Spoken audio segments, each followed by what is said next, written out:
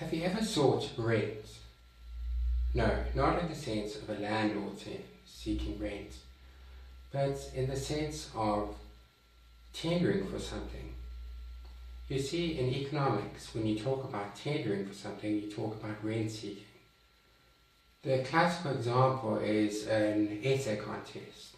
Say someone has a reward for 500 Rand if you do the perfect essay. And so they say this, and 1,000 people write an essay. That essay is then read and evaluated, and a whole process comes about to determine which essay is the best one.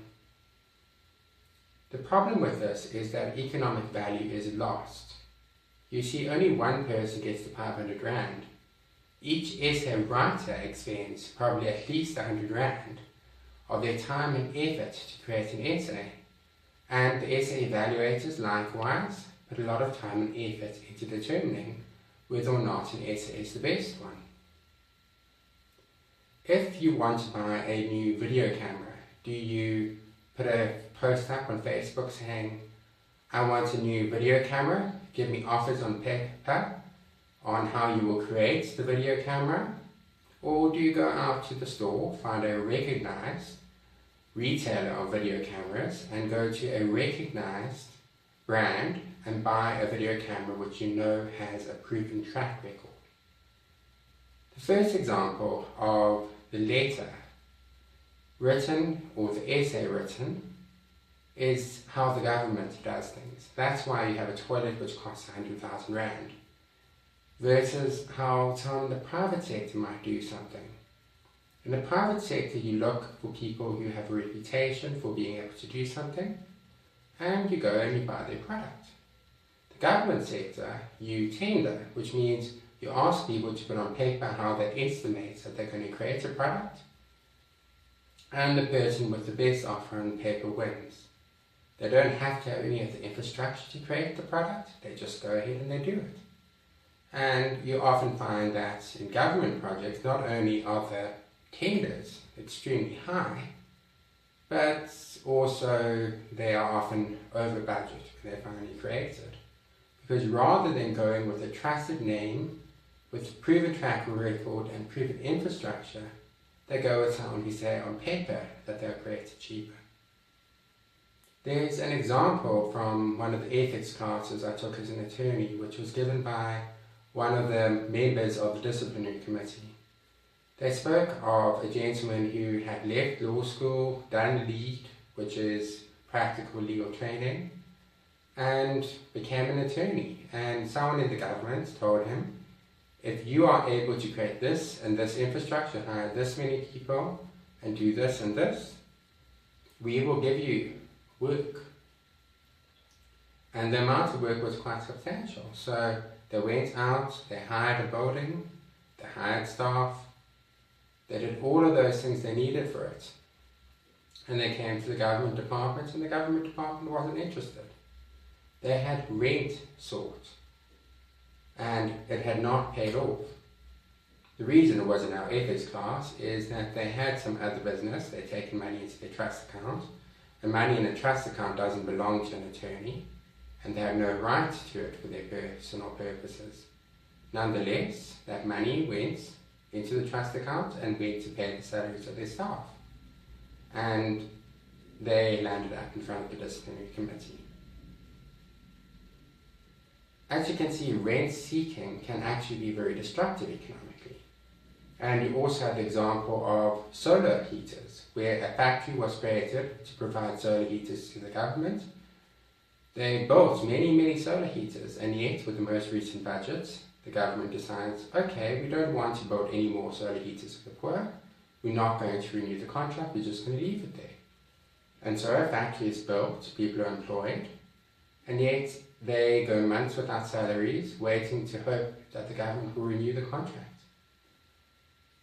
So how could government deal with tenders in a way which is more economically efficient and more effective for the taxpayer?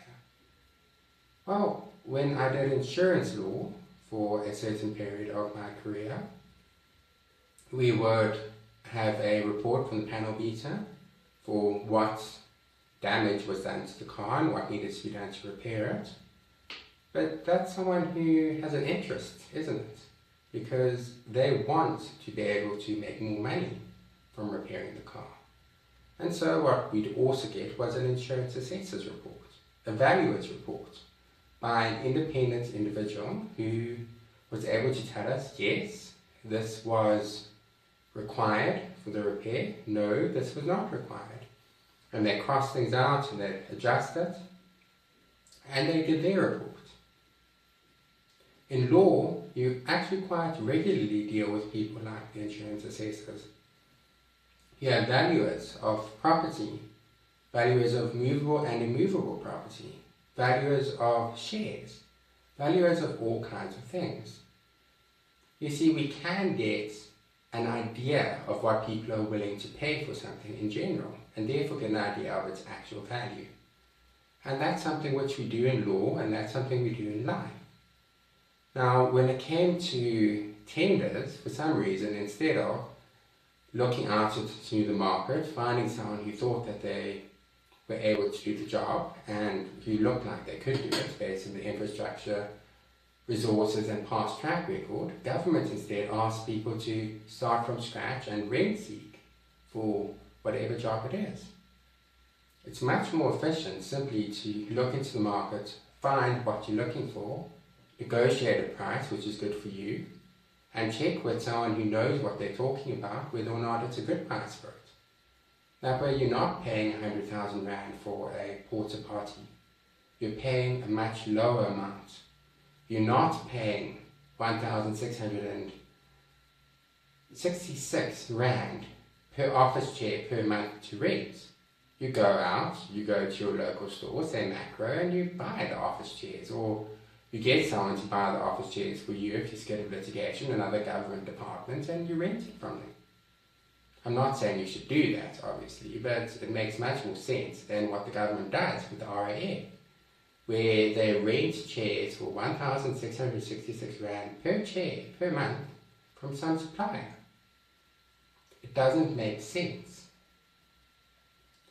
So the solution with tenders is probably not to have tenders in the first place. But what about tender fraud and clean audits? Well, most municipalities don't have them. Their tenders and their other finances just aren't clean. And that comes from the nature of the way things are done in government. You aren't really accountable for misspending money. You follow a process, and if you follow it right, that's great. Instead, what should be done is accountability at each step with valuers and other such individuals, and actually spending the money in a way that a business would spend it, instead of the way that a government or some multinational companies would. Tendering, unfortunately, for most things, unless you're looking to create something which has never been done before, simply doesn't work.